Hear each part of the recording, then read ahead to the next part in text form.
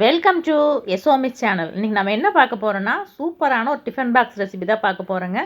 குட்டியை ஸ்கூல் போகும்போது நீங்கள் இந்த ரைஸ் செஞ்சு டிஃபன் பாக்ஸ் கொடுத்து பாருங்கள், செம்ம டேஸ்ட்டாக இருக்கும், டக்குன்னு வேலையாயிரும். இது செய்கிறதுக்காக 2 பெரிய கேரட்டை துருவி வச்சுருக்கேங்க, ஒரு குடமிளகாயை கட் பண்ணி வச்சுருக்கேன், 2 தக்காளி, 4 பல் பூண்டு, 4 வரமிளகா. வாங்க இனி எப்படி செய்கிறதுன்னு பார்க்கலாம்.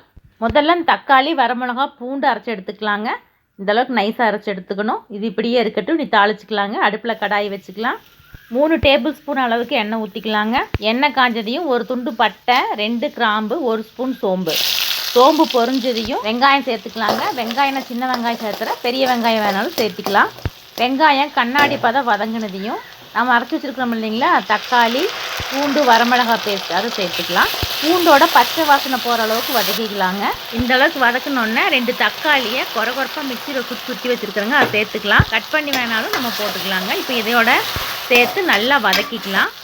தக்காளி நல்லா மசிஞ்சு வரணும் பாருங்கள். இந்த அளவுக்கு நல்லா மசிஞ்சு எண்ணெய் பிரிஞ்சு வந்தோடனே இதில் நம்ம கேரட் சேர்த்துக்கலாம். எப்போவுமே கேரட் கொஞ்சம் பச்சை வாசனை அடிக்குங்க, அந்த பச்சை வாசனை போகிற அளவுக்கு வதக்கிக்கலாம். இந்த காய்க்கு தேவையான அளவு உப்பு போட்டுக்கலாங்க. இப்போ இதுலேயே சிக்கன் மசாலா தூள் 1 ஸ்பூன் சேர்த்துக்கலாம்.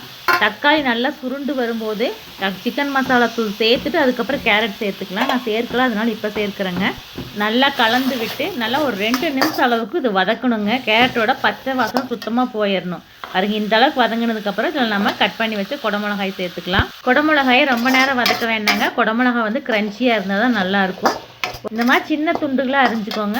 நம்ம வதக்கி எடுத்தாலே போதும். நீங்கள் மூடி வச்சிங்கன்னா வெந்துடும். குடமிளகா வெந்துதுன்னா சாப்பாடு நல்லா இருக்காதுங்க. குடமிளகா கடித்து சாப்பிட்ற மாதிரி இருக்கணுங்க, அப்போ தான் டேஸ்ட்டாக இருக்கும். நல்லா வதங்கிடுச்சு. இந்த டைமில் நம்ம 1 ஸ்பூன் நெய் விட்டுக்கலாம். நெய் வேண்டான்னா 1 ஸ்பூன் தேங்காய் எண்ணெய் விட்டுக்கலாங்க. இப்போ விட்டுட்டு திரும்ப ஒரு பெரட்டி எடுத்துகிட்டு இப்போ வேக வச்ச சாதம் சேர்த்துக்கலாங்க. சாப்பாடு எப்பவுமே உதிரியாக இருக்கணும். சாப்பாடு நம்ம ஆற வைக்கணும்லாம் இல்லைங்க. நல்ல சாப்பாடு உதிரியாக இருந்தால் நம்ம சூடாகவே போட்டுக்கலாம். போட்டுட்டு ஒரு நிமிஷம் விட்டுட்டு அதுக்கப்புறம் கலந்து கொடுத்தீங்கன்னா சாதம் குலையாது. இப்போ இந்த சாப்பாட்டுக்கு தேவையான அளவு உப்பு போட்டுக்கலாங்க. முதல்ல காய்க்கு உப்பு போட்டுருக்குறோம், அளவாக பார்த்து போட்டுக்குங்க. இப்போ பாருங்கள், அப்படியே கலந்து கொடுத்துக்கலாங்க. சாப்பாடு உதிரியாக இல்லைன்னா ஆற வச்சு சேர்த்துக்கோங்க. உதிரியாக இருந்ததுன்னா அப்படியே டைரெக்டாக சேர்த்துக்கலாங்க. நல்லா கலந்து கொடுத்துக்கலாம்.